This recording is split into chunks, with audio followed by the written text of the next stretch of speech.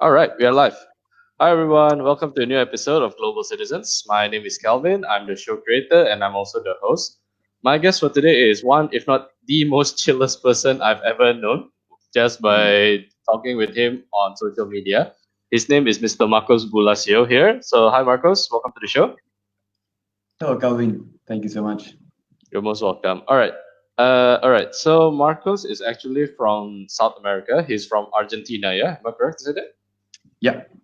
And he has been all over the world, and he's currently based in Bali in Indonesia, which I actually visited last week and I'll be visiting soon. So Marcos, maybe you want to share a little bit more about yourself? Sure. Yeah, I love traveling. It's been my passion since I was 18. When I finished high school, I realized that everyone was following the exact same path. For some reason, everyone had this chip in their minds that they had to finish high school and then they must go to university, must study, must get a degree, then get a job in a company, then form a family, and and just follow what everyone else was doing. Um, Without really looking inside of what is it that they wanted. Um, and for me, that was just not right. I just didn't feel good. So I took a year off. I decided to create my own path. And when I finished high school, I bought a backpack. I had some savings, got a few books, bought a small tent, and I went to Patagonia and I hitchhiked all Patagonia on my own. And so Patagonia is the southern region of South America. Yep. Um, so I was hiking there and camping in the mountains and completely fell in love with nature and that feeling of absolute freedom of being alone, uh, being the god of my own life in a way, Yeah. um, and just going deeply into the mountains and feeling the deep peace of being there in this amazing place. All right. Okay. So since you mentioned nature, yeah, nature, yeah. I Mhm. noticed that there's a shirt that you're wearing. It's your company shirt, right? The Pangea movement or Pangea Yeah, Nomad, as you put it in your Facebook, yeah. yeah. You We mind actually telling? we we actually changed the handle to Pangea movement. Ah, okay, okay. All right. Can you tell us a little bit more about this? Yeah, I believe this time you created this organization based on your passion for nature itself. Yeah. So that trip to Patagonia was the beginning of my journeys around the world. I realized that's what I love. And so I went back to the city. I was working, I was managing my family business, making it grow, making it work properly. And then I traveled all around the world for more than 4 years. Oh, I've been to the 5 continents, 45 wow, countries. Yeah, more than 120 cities. wow. Um, yeah, and last year when I was in Mexico, I met an Australian, and then I Okay. also met a guy from Colombia, and then one of them knew a guy from California. That we all had a similar vision. We all wanted to be able to work online and keep traveling. We all love nature, Hmm. um, and then we decided to team up and start traveling together. And we Wow. traveled all South America as a team, the four of us, having amazing fun. And we realized that all the places we loved, there was always trash, and there was more and more. So we started doing some research, and we saw how big the trash problem was. So we founded Pangea as a brand of travel products. So products for people like us, people the nomads that love traveling, and we decided to also start picking up trash. So then I moved here in Bali and I organized a few cleanups and and at the same time, in order to expand our movement, Yep. we we decided to create this ecological bamboo travel towel as a Oh, replacement to microfiber towels. And we are launching our product on Kickstarter in 1 week. oh. And yeah, we're going to launch on Friday the 29th because we want to change, we want to turn Black Friday into Green Friday. Yeah, you mentioned about this yesterday. I also mentioned since you turn it into a Green Friday, you get if you can extend it to the Christmas, you can call it the Green Christmas. Yeah, yeah, yeah. Okay, so yourself and a few of the a few of your traveling mates who are currently you can consider it as your business partner. Yeah. Yeah. So what are the challenges though in working with individuals that hail from outside Argentina? It's because uh, different countries would have different approach, different ethics, and maybe different kinds of greetings. In fact, so was there any difficulty amongst all four of you, or I mean, there's no way it's always smooth sailing, right? So I mean, the fact of being from different countries, I don't think it really affected. Okay. No, I think the work ethics and everything was it's quite universal nowadays. I mean, if at least if we are all like Westerners, um, it's most in my small experience, it's mostly the same. I mean, I actually really love the fact that we are international. We have different backgrounds Okay. because this adds a lot of different colors into the team. Okay. Okay. Yeah. Yeah. It has been proven that actually having a diversified, multicultural environment is actually make a company a lot more progressive as compared to like a traditional structure whereby everybody may be just be recruited from within a desk job, like all of them are from the same country. Yeah. So this is actually what you're doing is actually an evolution of the current work culture that is really good. So when you guys were preparing like to visit different countries like from in South Africa, I believe you've also lived in the United States before. So and now you are in Bali, which is actually in Indonesia, so it's under Asia. So did you do any kind of preparation before moving abroad, or do you are just used to just moving around?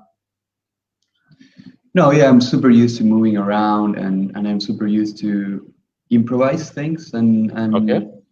just like adapt and allow the uncertainty to come into place. Mm-hmm. I also love spontaneity, and I don't love planning too much. I just plan all the necessary stuff, right? I just figure out the visa things.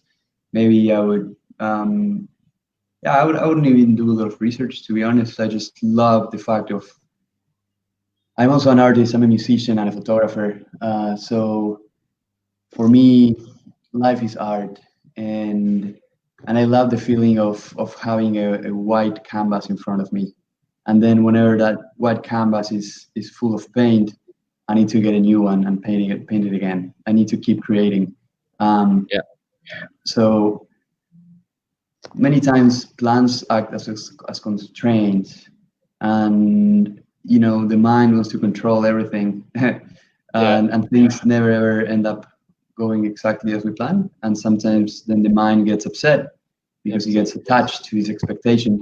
So for me, I love the fact of just going somewhere, opening my eyes, exploring, and allowing uh, the spontaneous flow to just be as whatever it's going to be. And for me, it's more of an intuitive approach.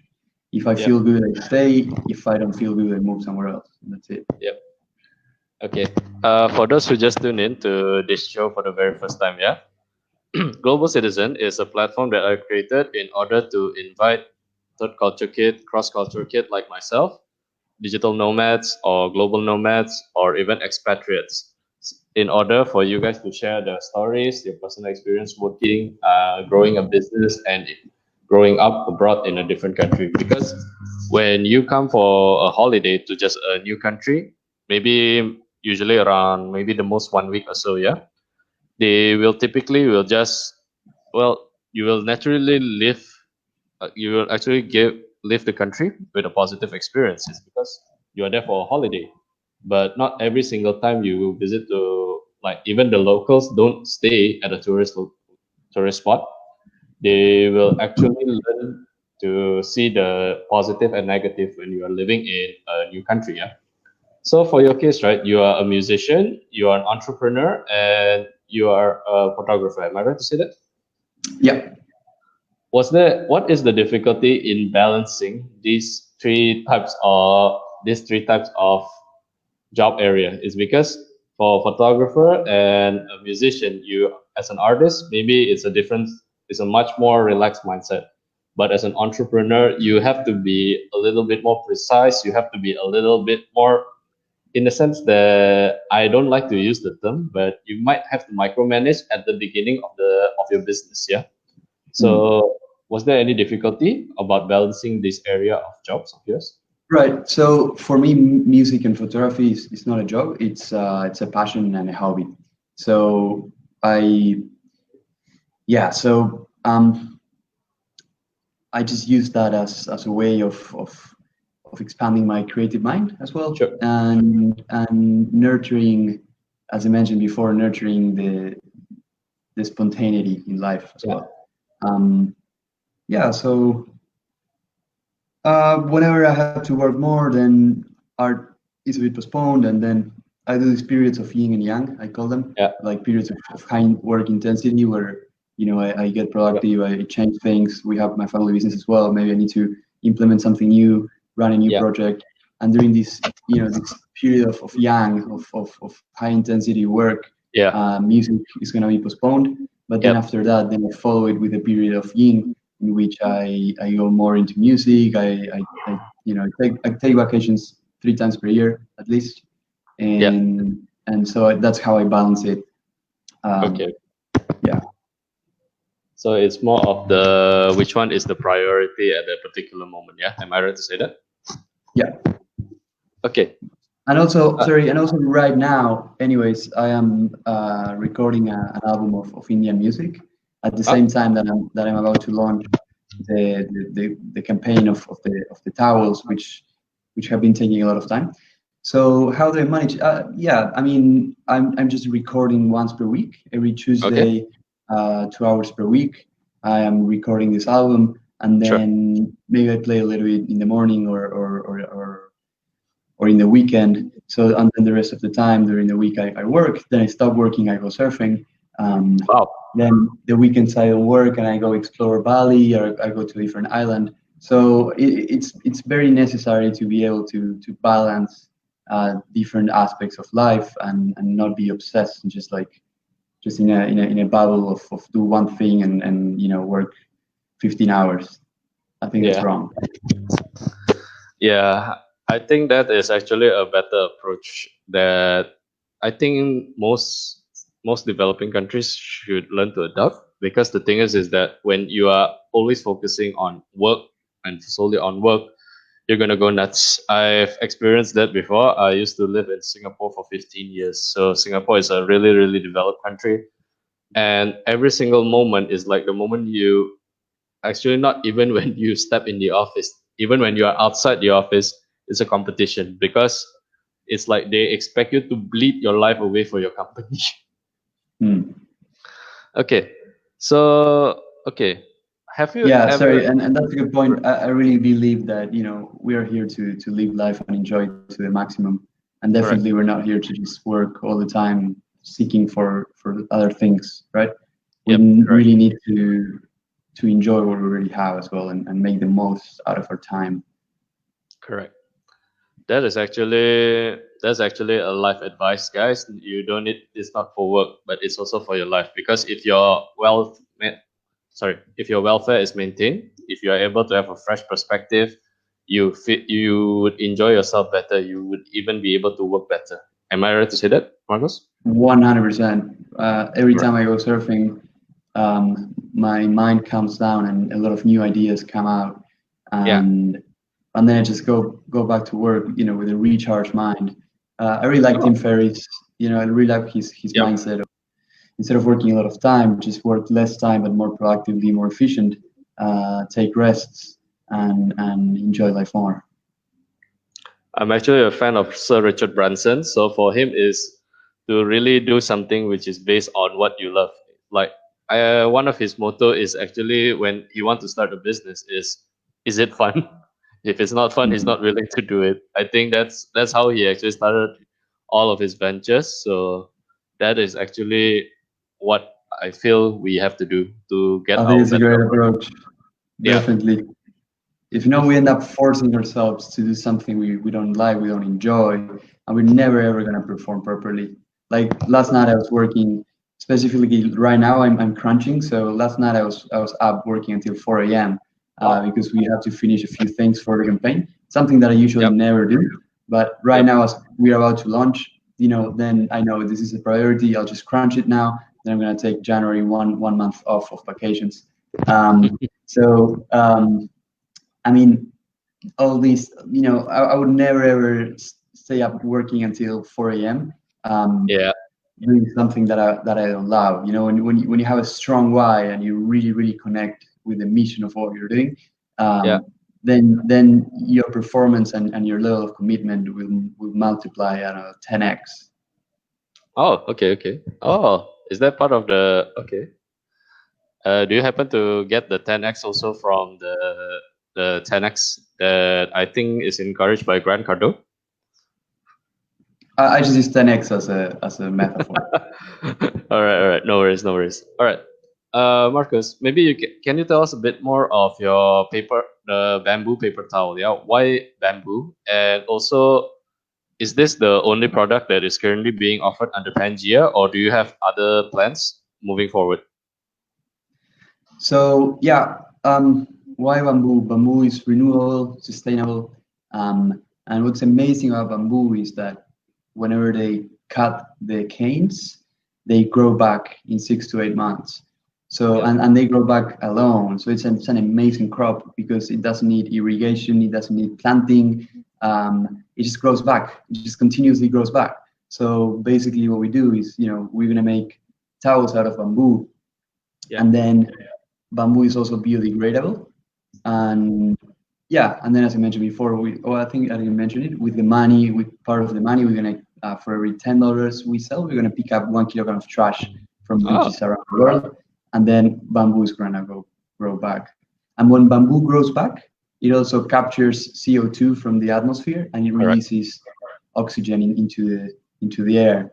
Yep. And it actually releases much more oxygen than trees and any other plant. So it's a fantastic, fantastic crop. Then if we have other products, we actually started selling microfiber towels at the beginning of this year, Oh, um, okay, okay. before I realized that they were harming the environment. So we still have a few of those left in stock on Amazon. Um, but yeah, then we have another brand that is selling jet rollers. But right now we're just focusing deeply on this campaign. It's also our first Kickstarter, so many, many, many, many lessons learned so far, and a lot of time consuming because it's the first time and we are creating the process and figuring out the whole thing. So if it goes well, then we would love to repeat a similar model and launch new products next year. I really wish a lot of luck for that. The thing is, it's because like such biodegradable product, something that is assists in nature preservation, is something that is needed in the current society today. Okay, before you actually enter this part, yeah, because you are also an entrepreneur, right? What are the bad recommendations that you ever heard, especially like for example in Asia, if people here, if like let's say parents, they come from the generation X, they hear that this is how you want to live your life, they'll be like, oh my goodness, you are not supposed to do this, something along the line of you need to go to the school, you need to graduate before you do something. So how have you ever heard such bad recommendations in your life? Yeah, of course. Of course, when you are different, you know, Okay. some people will judge and whatever. Um, yeah, starting with my parents. My father wanted me to, directly study business management and Yeah. expand his business, right? Yep. Um, Correct. but I think it's very important that we have the strength of doing whatever we want, instead of following others. Yep. We need to find that courage to follow our heart and follow what makes us happy, definitely. And excuse me, but yeah, just fuck the rest. I No, no worries. You can mean, swear. You can swear on this channel. It's as fine. as you know, as we're not harming anyone and we're not being selfish, Correct. right? As long as Yep. we're doing, the right thing, then we Yep. must do what makes us happy, Correct. beyond of what makes other people happy. Correct.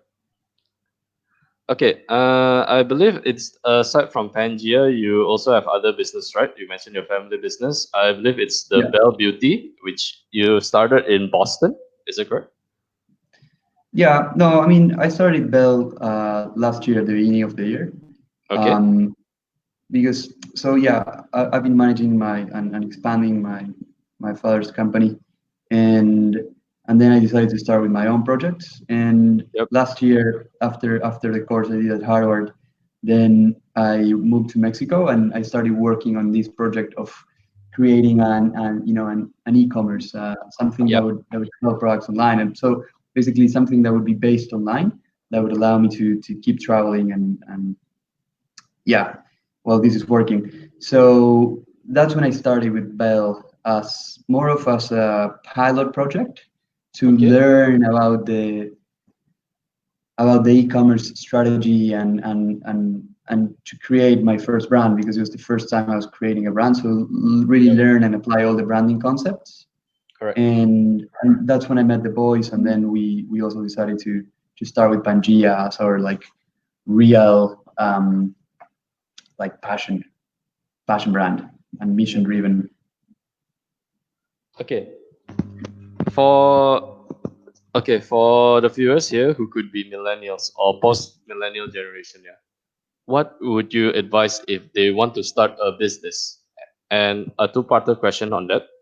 If let's say now you can refer back to when you are a teenager, maybe around 14 to 16 years old, and you are currently retain your current mindset because you are now a grown man. You can still think that way, but you are younger now, which means you have all the time in the world, and you are given $1,000. How would you use that money? That's a really good question. To be honest, I would just use it to follow my passion. Use Yeah. it as leverage to get to the next level on whatever I would love to do in that moment, and then I would never regret. I would analyze the decision, but I would never regret. Yep. Okay. Okay. I'm not going to tell you invested in stock. Definitely not. I'll probably tell you use it to buy a ticket to Europe and travel, or buy a ticket to the Amazon and go Yeah. and live with a native tribe for a few months and Yeah. connect deeply to nature and the truth beyond what people see in the city. That it's very wrong. No, no worries. Because this is an open-ended question, yeah. So the money you can use it on your own, but for let's say the earlier part of the question, yeah, for the millennials, post-millennial, because nowadays, like when you first started, like yourself, you mentioned, yeah, when you wanted to create your own path when you graduated from high school, you graduated from Harvard, I think around 2018, yeah, and Yeah, I didn't graduate from Harvard. I did a semester course of okay, entrepreneurship and innovation there. okay, okay, okay. Oh, thanks for clarifying that up. Okay, so for them, for these young generations, or at least within my age group, yeah, because nowadays it's pretty common that what we do is just, well, it's because how society dictates us. It's like we need to get a job, or maybe we take over our family business. It's, I mean, there's a statistic that says that there's only 5% of entrepreneurs in this world, and that 5% is, of course, those who are literally running their own business, like yourself here. So what would you give? What would you tell them actually? Like, because they might not be passionate or they are unhappy with what they are doing. Yeah, I would tell them, ask what do they want, what is it that makes them happy, what is it that they do not want, what is it that makes not them that does not make them happy, and just Okay. do more of what they want and do less of what they don't want. Okay. and that's it. And suddenly, they will start forging a path based on their desire and their mission and their purpose. And this way, when you do what you love, then you end up, finding a purpose for others, a purpose, for the planet as well. Okay. Okay. Throughout your travels, right? Throughout your time away from Argentina, I mean, you visited parts of South America, sorry, and you Mm. traveled all the way now down to Asia, right?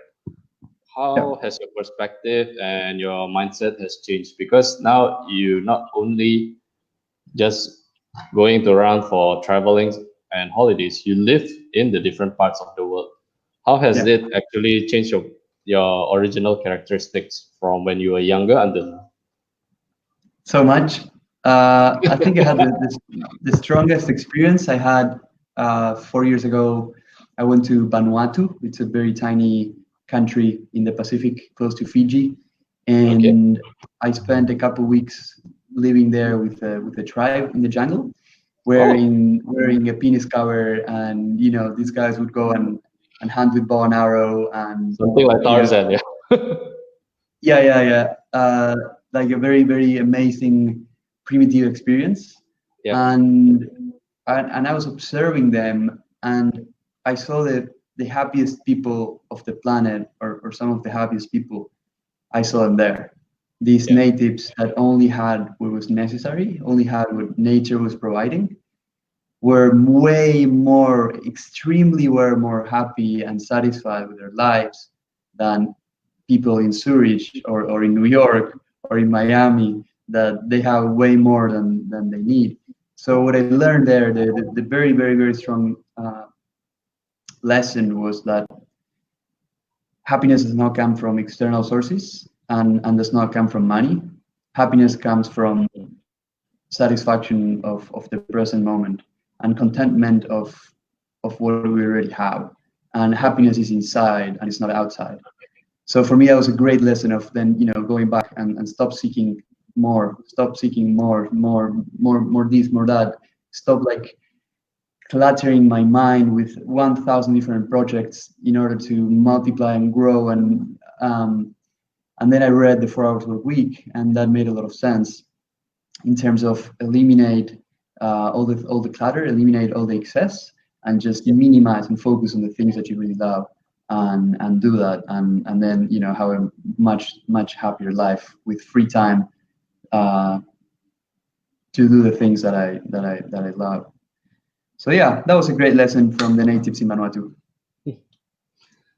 Okay. My last question is this: what trade advice would you give to a student who is 18 years old now, or because everybody has a different graduation age for different countries, like in Indonesia is I think usually by 22 people will be graduating from university, or from Singapore it will be 25 plus. It's because we need to serve the army for 2 years. So 18 is of course the consensus age whereby people are considered as adults here. So what would you advise to them, because now they are about to enter the real world? Yeah, again, my advice would be related to follow your passion, Okay. and craft your own path. Don't Okay. follow others. Learn from others. Learn from their mistakes and the good things they've done. But use that as inspiration to create your own path and make a positive impact on the world. Don't only look at yourself as an individual. Just always aim at collective benefit, and see how ask yourself, how can I use my life Yep. to benefit others and benefit myself at the same time. Okay. Okay. This is actually not my question. It's actually from one of my previous guests, called Miss RT. So she actually requests if it's possible to ask each of my guests, how do you balance your relationship, both personal and romantic relationship? It's because with people like us who are constantly away from our original home, we typically tend to develop a certain way of thinking. Like, I mean, yourself, you have mentioned that there's a lot of difference within how you approach stuff, how you think with your mindset. Yeah. Because when you come back to your own hometown, people would retain to where they are, and you already think differently. So this one would might affect your personal relationship with your family or even with your loved ones, with your partner. How have you handled it so far? Yeah, yeah. Well, I mean, whenever I go back home, it feels great, and I'm happy to see my old friends, my family, and everything. Then we stay in touch a little bit through WhatsApp. Um, in terms of loving relationships, since I've been moving around the world so long, I usually have like very nice short romances in different places, and yeah, and I would enjoy them deeply, and then I would move on, maybe stay in touch. Um, so yeah, so it's a life full of love, but no attachment. Now that Okay. I'm finally settling down in Bali, I might find a long-term relationship. But when you're moving around, it's almost impossible. Yeah. Okay. So yeah, guys, there's a good lesson from there. Enjoy every moment you have, no matter how short it is. I mean, Marcos is living his life that way, and I see he's a really very happy individual. Am I right to say Thanks. Yeah. Okay. Another advice: surf more, surf more, worry less. Surf more or any other activities that you enjoy. All right. Yeah. Marcus, that's actually my last question. Yeah. Do you have anything you want to say, maybe with regards to Pangea's upcoming project or with regards to your upcoming Kickstarter? Yeah, sure.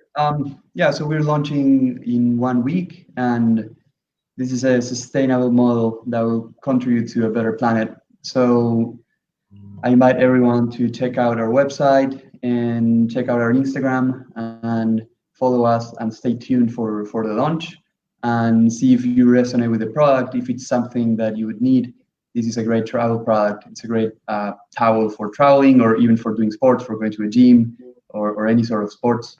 And then, yeah, we appreciate very much if you can also, when we launch, if you can share it with your friends and other people that care about the planet, because the more towels we sell, the more money we raise, then the bigger the impact and the more trash we will be able to collect. All right. Okay. The website for Pangea movement is in the description box. I've also put in Marcos's LinkedIn, and you can also contact him on Facebook or any other.